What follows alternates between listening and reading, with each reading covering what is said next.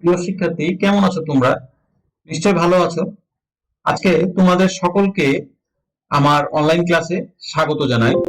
তোমরা যে যেখানে থাকো সুস্থ সুন্দর নিরাপদে থাকো, এই আশাবাদ ব্যক্ত করি। দীর্ঘ ধারাবাহিক ক্লাসে আমি কিন্তু একাদশ শ্রেণীর ছাত্রছাত্রীদের এই ক্লাসটি নিয়ে আসতেছি জীববিজ্ঞান, এবং জীববিজ্ঞান ক্লাসে কোষ বিভাজন নিয়ে আলোচনা করছি। কোষ বিভাজনে আমি মাইটোসিস, মিওসিস এক ইত্যাদি নিয়ে আলোচনা করেছি, বিস্তর আলোচনা হয়েছে। কিন্তু অক্টোবর থেকে ক্লাস চলছে, এটা জানুয়ারি, তাই না? তাহলে অক্টোবর, নভেম্বর, ডিসেম্বর, জানুয়ারি 4 মাস হতে যাচ্ছে এই একটা অধ্যায় নিয়ে আলোচনা। কি কারণে? এই অধ্যায়টা খুবই গুরুত্বপূর্ণ।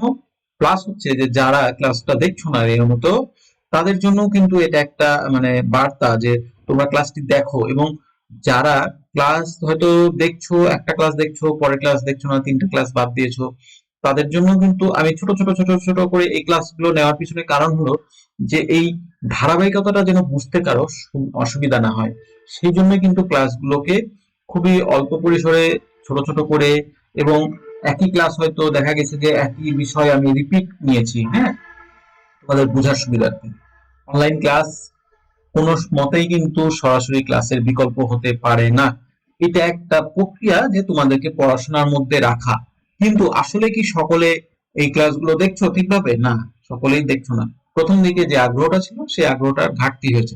তো যাই হোক, এই পরিস্থিতি আর বেশি দিন হয়তো থাকবে না।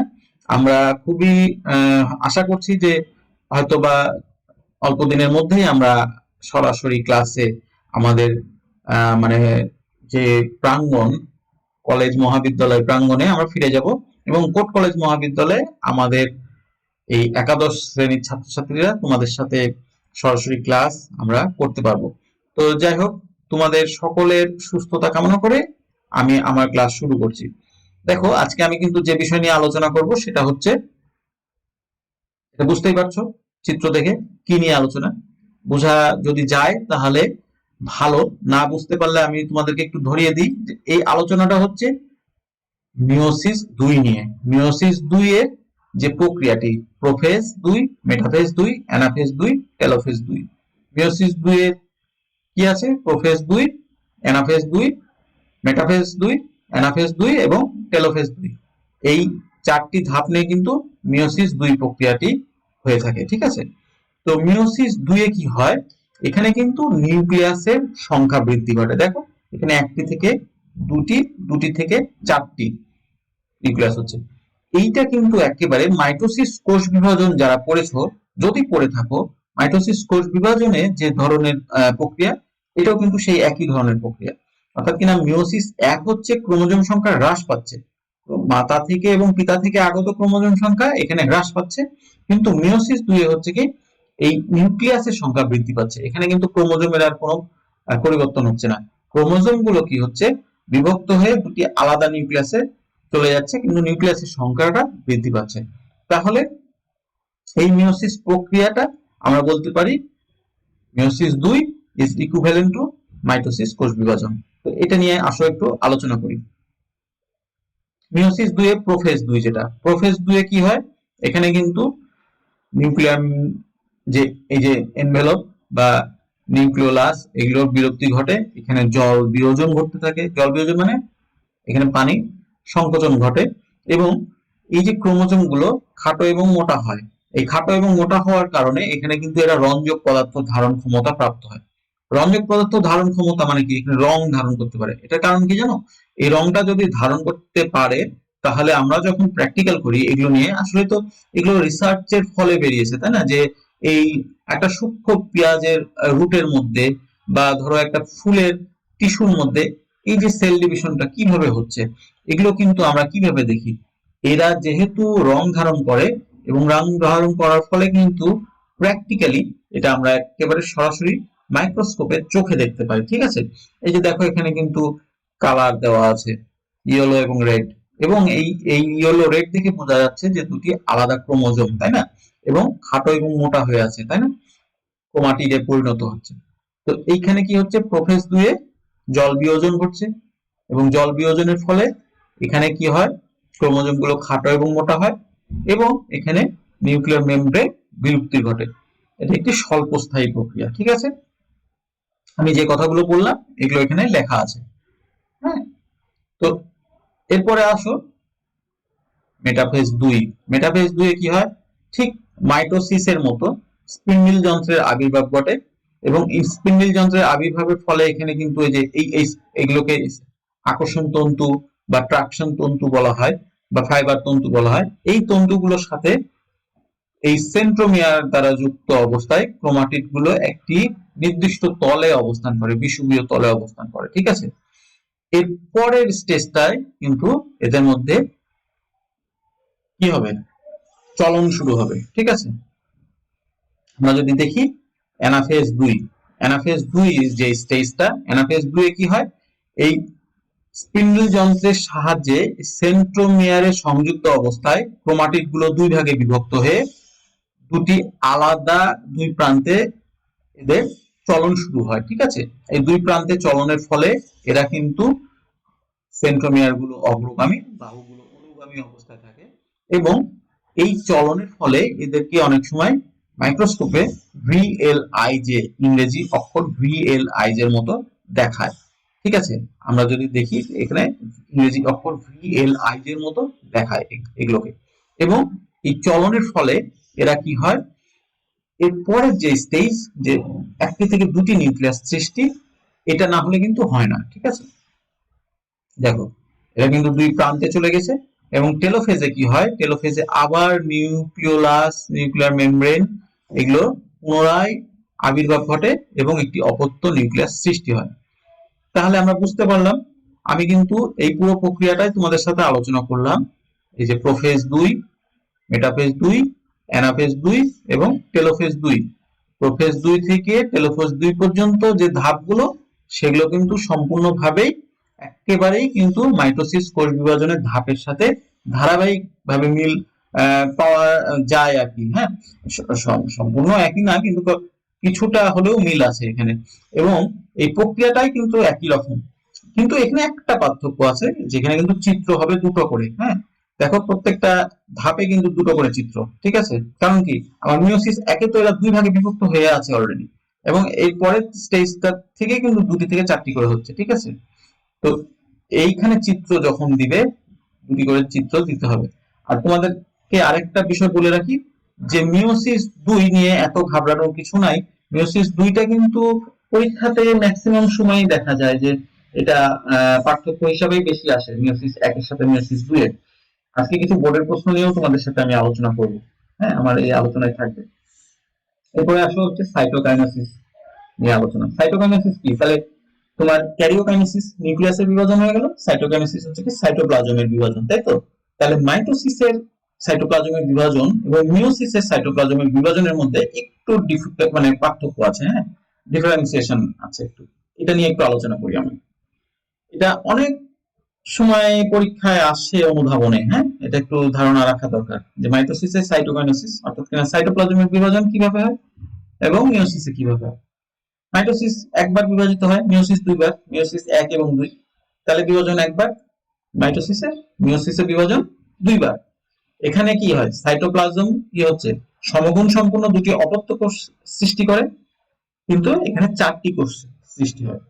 এবং এর যে সাইটোপ্লাজমিক উপাদানগুলো মাইটোসিসে, সেগুলো কিন্তু এই যে কোষ প্লেট যেটা থাকে, উদ্ভিদদের ক্ষেত্রে যেটা কোষ প্লেট থাকে, সেই কোষ প্লেটে হেমিসেলুলোজ, লিগনিন বা ধরো সেলুলোজ, আরো যে রাসায়নিক উপাদানগুলো আছে, এগুলো জমা হয়ে কিন্তু এই কোষ প্রাচীর সৃষ্টি করে। ঠিক আছে, আমরা কিন্তু এই যে তোমার যখন টিস্যু নিয়ে পড়াশোনা করব, সেই অধ্যায়ে কিন্তু এই কোষ প্রাচীরের যে বিভিন্ন উপাদানগুলো নিয়ে আলোচনা থাকবে। এবং মিওসিসে সাইটোকাইনেসিসে হয় কি? নিউক্লিয়াসের মাঝেই এই কোষ প্রাচীর সৃষ্টি হয়। ঠিক আছে, এবং মাইটোসিসের ক্রোমোজোম সংখ্যা কিন্তু নির্দিষ্ট, কিন্তু মিওসিসে ক্রোমোজোম সংখ্যা অর্ধেক থাকে। ঠিক আছে, তো এটা একটু জানা থাকা দরকার, কারণ অনুধাবনমূলক প্রশ্নে আসলেও আসতে পারে। এরপরে আসো আজকের টপিকসটা কিন্তু খুবই অল্প টপিক ছিল, এবং নেক্সট টপিকসও খুব অল্প থাকবে। তো আমি আজকে যেটা নিয়ে আলোচনা করবো বোর্ডের প্রশ্ন নিয়ে। এখানে কিন্তু আমি কয়েকটা বোর্ডের প্রশ্ন নিয়ে আলোচনা রেখেছি তোমাদের সাথে, একটু তোমাদেরকে বলবো। এই এই প্রশ্নগুলো থেকে তোমাদের পরীক্ষায় আসার সম্ভাবনা থাকবে, হ্যাঁ, কারণ এই প্রশ্নগুলো বিভিন্ন সালে বোর্ডে এসেছে এবং তোমরা এগুলো একটু প্র্যাকটিস করবে বাসায়, হ্যাঁ, তাহলে কিন্তু কোষ বিভাজন অধ্যায়টি তোমাদের বুঝতে সুবিধা হবে। এখানে দেখো এই উদ্দীপকটা দেওয়া আছে, এই ফ্লেভারটা দেওয়া আছে, ফ্লেভারটা দেখে তোমরা কিছু বুঝতে পারবে না। কোষের এক প্রকার বিভাজনে সৃষ্ট কোষে ক্রোমোজোম সংখ্যা সমান থাকে, তাহলে কোষের এক প্রকার বিভাজনে সৃষ্ট কোষে ক্রোমোজোম সংখ্যা থাকে সমান এবং অন্য প্রকার বিভাজনে সৃষ্ট কোষে ক্রোমোজোম সংখ্যা অর্ধেক, তাহলে কি একটা হচ্ছে মাইটোসিস, একটা মিওসিস এবং উভয়ের মধ্যে সাদৃশ্য বৈসাদৃশ্য রয়েছে। স্বাভাবিকভাবে কিন্তু সাদৃশ্য বৈসাদৃশ্য থাকার কথা, কারণ মাইটোসিস এবং মিওসিসের মধ্যে কিন্তু স্বাভাবিকভাবে পার্থক্য থাকবে। তাহলে এখানে জ্ঞানমূলক একটা প্রশ্ন আছে যে হেটারোমরফিক জনুক্রম কি? হেটারোমরফিক জনুক্রম হচ্ছে যে জনুক্রমে স্পোরোফাইট এবং গ্যামেটোফাইট দশা দেখা যায় তাকে হেটারোমরফিক জনুক্রম বলা হয়, বা যে জনুক্রম টেরিস উদ্ভিদের সেটা কিন্তু হেটারোমরফিক জনুক্রম। ঠিক আছে, এক কথায় উত্তর। ক্রসিং ওভার বলতে কি বোঝো? ক্রসিং ওভার দুটি নন সিস্টার ক্রোমাটিডের অংশের বিনিময়কে ক্রসিং ওভার বলে। আমরা কিন্তু প্যাকাইটি নিয়ে দেখেছি, ক্রসিং ওভার নিয়ে নেক্সট ক্লাসটা আমরা করব। এবং এখানে প্রয়োগে যেটা আছে যে উদ্দীপকের এক নং প্রকার বিভাজনের শেষ তিনটি ধাপ, তাহলে আমরা জানি মাইটোসিস বলেই দিলাম, তাহলে মাইটোসিসের শেষ তিনটি ধাপ তোমাদের কাছে যেটা মনে হবে সেটার চিত্র আঁকতে হবে। এবং উচ্চতর দক্ষতা, তোমরা একটা জিনিস খেয়াল করবে যে উচ্চতর দক্ষতাই কিন্তু তোমাদের সৃজনশীলতার মূল জায়গা।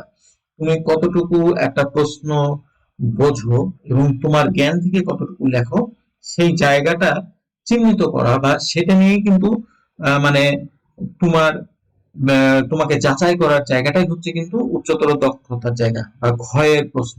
এবং এই ঘয়ের প্রশ্নে কিন্তু দেখবে যে একটা জিনিস খুব খেয়াল করবে যে এই ঘয়ের প্রশ্নগুলোতে বিশ্লেষণ করো, ব্যাখ্যা বা হচ্ছে যে ধরো যথার্থতা যাচাই করো বা তোমার সপক্ষে যুক্তি দাও, এই কথাগুলো কিন্তু বেশি থাকে।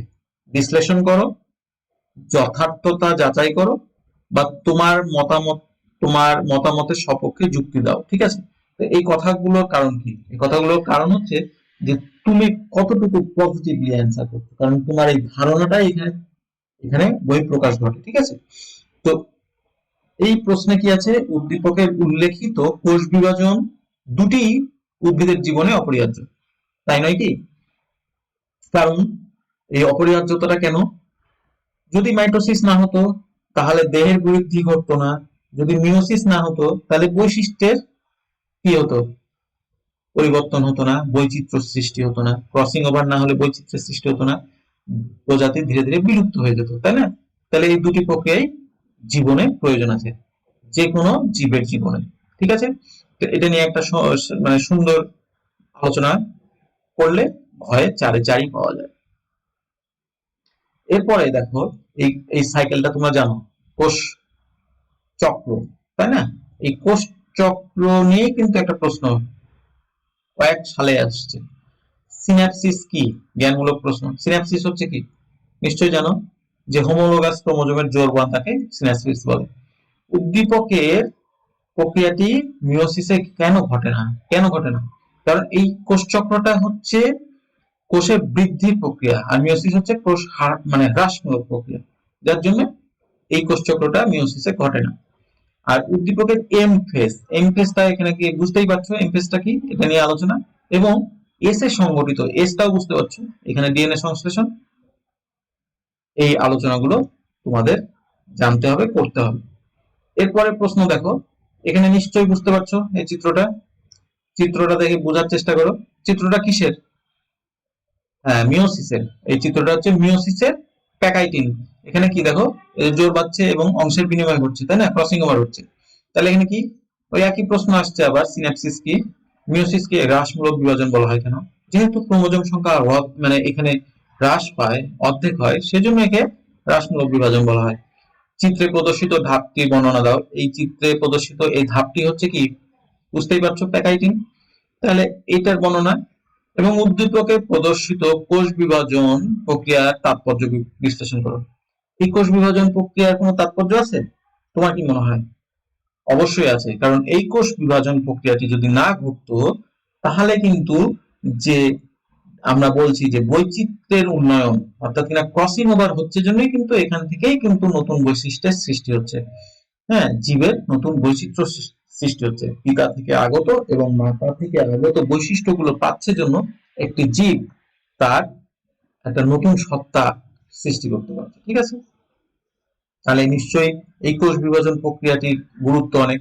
তাহলে এটা নিয়ে তোমার একটা সম্যক ধারণা থাকলে বা যদি সুন্দর ধারণা থাকে তাহলে তুমি কিন্তু একটা সুন্দর উচ্চতর দক্ষতার অ্যান্সার করতে পারবে এবং তোমার সৃজনশীলতার বই প্রকাশ করবে। ঠিক আছে, এরপরে একটা দেখো প্রশ্ন, এই যে চিত্রটা দেখে কি মনে হয় এটা কিসের চিত্র? চিত্রটা নিশ্চয়ই বুঝতে পারছো কিসের চিত্র।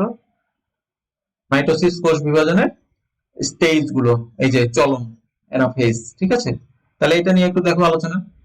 কোষ বিভাজন কি, কোষ চক্র বলতে কি বুঝো নিশ্চয়ই জানো। তারপরে কি চিত্রটি কোন ধাপে কোষ বিভাজন প্রক্রিয়া, আমি বলেই দিলাম। এটা নিয়ে যা জানো উল্লেখ করো। তোমরা নিশ্চয়ই বলবে যে এটা হচ্ছে মাইটোসিস কোষ বিভাজন প্রক্রিয়া এবং মাইটোসিস কোষ বিভাজনের অ্যানাফেজ। এবং অ্যানাফেজে কি হয়, মেরু মানে দুই মেরুর দিকে চলন শুরু হয়, বাহুগুলো থাকে কি অনুগামী এবং সেন্ট্রোমিয়ার থাকে অগ্রগামী, এবং এখানে ভিএলআইজ এর মতো দেখায়। এই কথাগুলো কিন্তু যদি বলো তাহলে 3-3 পাওয়া যায়। আর তুমি যখন এইখানে অ্যান্সার করবে তখন এই চিত্রটা আঁকার আর কোনো প্রয়োজন নাই। ঠিক আছে, কারণ চিত্র যেহেতু দেওয়াই আছে, তোমার কাছে ব্যাখ্যা চেয়েছে, তো সেক্ষেত্রে আর চিত্র আঁকিয়ে সময় নষ্ট করার প্রয়োজন নাই। যদি চিত্র মানে সচিত্র বর্ণনা করো বলতো তাহলে চিত্রটা আঁকাতে হতো। ঠিক আছে, আর চিত্রের ধাপটির মাধ্যমে কোষের সংখ্যা বৃদ্ধির সূচনা ঘটে। এটা নিশ্চয়ই বুঝতে পারছো যে এই ধাপটা থাকার জন্য কিন্তু কোষের সংখ্যা বৃদ্ধি ঘটে, তাই না? কারণ হচ্ছে কি যে স্বাভাবিকভাবেই এই ধাপেই কিন্তু এদের মধ্যে কি হয়, ক্রোমোজোম গুলো দুই প্রান্তে চলে যাচ্ছে, তাই তো প্রান্তীয়করণ হচ্ছে, এবং এর পরের স্টেজে কিন্তু পূর্ণাঙ্গ নিউক্লিয়াস সৃষ্টি হচ্ছে। তাহলে এই স্টেজটাই যদি না থাকতো তাহলে তো এটা বিভক্তি হতো না, তাই না? তাহলে এটা নিশ্চয়ই একটা তাৎপর্যপূর্ণ ভূমিকা পালন করে। তো যাই হোক, এই প্রশ্নগুলো তোমরা যদি ভালো লেগে থাকে, তোমাদের এই প্রশ্নগুলো নিয়ে আমি আলোচনা করলাম এবং কমেন্টস করবে, আমি নেক্সট ক্লাসে আরো এইগুলো নিয়ে বিশদ আলোচনা করব। তো আজকের ক্লাস এখানেই শেষ করছি। তোমাদের সকলের সুস্থতা কামনা করে তোমরা ভালো থাকো, সুস্থ থাকো, সুন্দর থাকো এবং যে যেখানে থাকো নিরাপদে থাকো। ধন্যবাদ সকলকে।